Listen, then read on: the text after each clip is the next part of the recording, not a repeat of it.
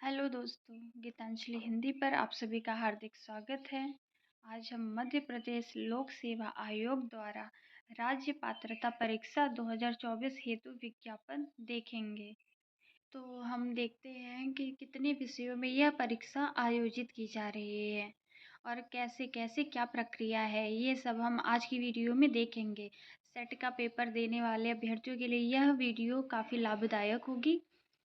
और सबसे पहले तो सेट का पेपर वही लोग दें जिन्होंने नेट क्लियर नहीं किया है। जिनका नेट हो चुका है उनको देने की कोई आवश्यकता नहीं है, क्योंकि नेट नेशनल लेवल पे हर जगह के असिस्टेंट प्रोफेसर के लिए एलिजिबल होता है इंसान। अगर किसी भी किसी बालक ने नेट की परीक्षा पास कर ली है तो वो सारे राज्यों में असिस्टेंट प्रोफेसर की परीक्षा देने के लिए एलिजिबल माना जाता है।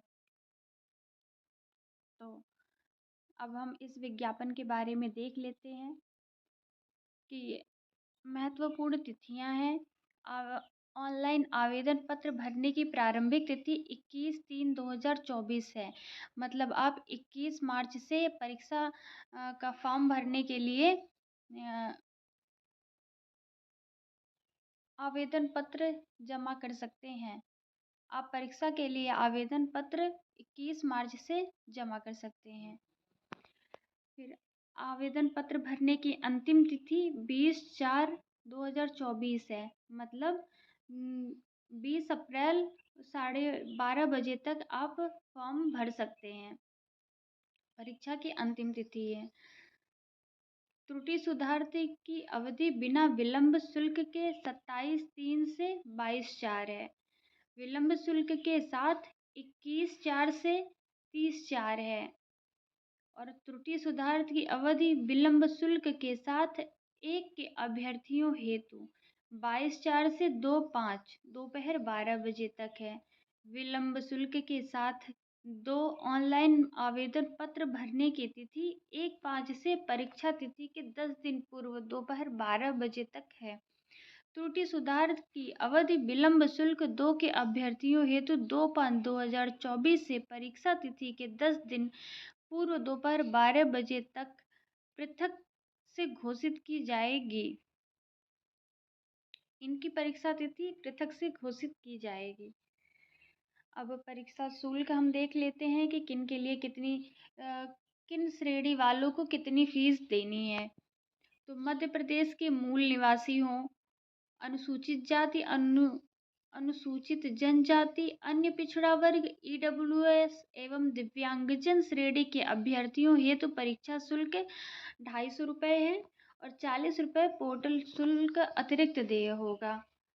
फिर अन्य श्रेणियों व मध्य प्रदेश के बाहर के निवासी अभ्यर्थियों हेतु 500 रुपये है और 40 रुपये पोर्टल शुल्क अतिरिक्त देय होगा। त्रुटि सुधार की अवधि बिना विलंब शुल्क, अगर आपके फॉर्म में कोई गलती है तो और अगर आप बिना विलंब किए शुल्क जमा कर और उस त्रुटि का सुधार करना चाहते हैं तो उसका 50 रुपये है फीस। अब महत्वपूर्ण बिंदु देख लेते हैं हम कि क्या है कैसे है। तो सेट 2024 OMR आधारित ऑफलाइन पद्धति से आयोजित किया जाएगा। ऑनलाइन नहीं रहेगा ये पेपर ऑफलाइन होगा। सेट 2024 अग्रांकित 20 विषयों के लिए आयोजित की जाएगी। मतलब 20 विषयों में परीक्षा आयोजित की जाएगी। और सेट 2024 में 2 प्रश्न पत्र होंगे। प्रथम प्रश्न पत्र सामान्य प्रश्न पत्र शिक्षण एवं शोध अभिवृत्ति, मतलब general paper on teaching and research aptitude. द्वितीय प्रश्न पत्र ऐच्छिक चयनित विषय का होगा, जो आपका मेन विषय है। किसी का हिंदी है, किसी का पॉलिटी है, ऐसे ही जिनका जो विषय है द्वितीय प्रश्न पत्र आपका ऐच्छिक विषय होगा। फिर प्रश्न पत्र पाठ्यक्रमानुसार पूर्णतया वस्तुनिष्ठ प्रकार का होगा, जिसमें बहुविकल्पी प्रश्न, सुमेलित टाइप प्रश्न, सत्य असत्य के प्रश्न, कथन कारण के प्रश्न, इस तरीके के प्रश्न होंगे। Multiple choice question, matching true false, assertion reason type होंगे। विज्ञापन विश्वविद्यालय अनुदान आयोग और उच्च शिक्षा विभाग द्वारा जारी निर्देशों के अनुरूप जारी किया जा रहा है। फिर अब हम अपना अगला देख लेते हैं कि न्यूनतम शैक्षणिक योग्यता देख लेते हैं कि कितनी शैक्षणिक योग्यता चाहिए। तो अभ्यर्थी केंद्रीय अधिनियम या राज्य अधिनियम द्वारा स्थापित किसी विश्वविद्यालय या शैक्षणिक संस्थान या विश्वविद्यालय अनुदान आयोग के अधीन विश्वविद्यालय से स्नातकोत्तर उत्तीर्ण अथवा स्नातकोत्तर अंतिम वर्ष, स्नातकोत्तर तृतीय, स्नातकोत्तर चतुर्थ सेमेस्टर में अध्ययनरत होने पर पात्र होगा। मतलब आप तीसरे या चौथे सेमेस्टर में हैं तो आप ये परीक्षा दे सकते हैं। अनारक्षित श्रेणी के अभ्यर्थियों हेतु स्नातकोत्तर उपाधि में न्यूनतम 55% अंक तथा आरक्षित श्रेणी केवल मध्य प्रदेश के अनुसूचित जाति, अनुसूचित जनजाति, अन्य पिछड़ा वर्ग, क्रीमी लेयर को छोड़कर तथा दिव्यांगजन अभ्यर्थियों हेतु 50% अंक होना आवश्यक है। मतलब अगर आप आरक्षण की सुविधा ले रहे हैं तो आपको 50% अंक होना चाहिए और इसके साथ एक शर्त है कि आप केवल मध्य प्रदेश के ही निवासी होने चाहिए। बाकी सबके लिए 55% अंक होने चाहिए, तभी आप सेट की परीक्षा दे सकते हैं। EWS श्रेणी के अभ्यर्थियों को UGC के निर्देशानुसार अनारक्षित श्रेणी के अभ्यर्थियों के समान ही स्नातकोत्तर उपाधि में न्यूनतम 55% अंक प्राप्त किए हों। परीक्षा परिणाम की घोषणा देख लेते हैं हम। तो जो परीक्षा परिणाम है इसमें जो है अनारक्षित श्रेणी 40% ला करके परीक्षा जो एक कट ऑफ मार्क्स होता है हमारा, तो कट ऑफ मार्क्स है अनारक्षित श्रेणी के लिए 40% और आरक्षित श्रेणी के लिए 35%। अगर आप आरक्षण ले रहे हैं तो आप 35% ले करके आपको सेट की परीक्षा में 35% लाना जरूरी है। कुल 12 शहरों में परीक्षा आयोजित की जानी है, जिनमें से इंदौर, भोपाल, ग्वालियर, जबलपुर, रीवा, सतना, सागर, उज्जैन, नर्मदापुरम, शहडोल, खरगोन, रतलाम, इन 12 शहरों में ही परीक्षा आयोजित की जाएगी। और अगर आपके केंद्र पर 150 से कम बच्चे हैं तो आपका केंद्र बदला जा सकता है। मतलब जिस केंद्र पर बच्चों की संख्या ज़्यादा है उस केंद्र पर विस्थापित किया जा सकता है। परीक्षा ऑफलाइन पद्धति में होगी। परीक्षा में 2 प्रश्न पत्र होंगे और प्रथम प्रश्न पत्र अब हम देख लेते हैं कि कितनी समय अवधि होगी और प्रश्नों की संख्या कितनी होगी और प्रश्नों के अंक कितने होंगे। तो प्रथम प्रश्न पत्र जो हमारा सामान्य पेपर है, general paper on teaching and research aptitude है, उसमें प्रश्नों की संख्या 50 होगी, अंक 100 होंगे। मतलब पर प्रश्न हमको 2 नंबर मिलेंगे।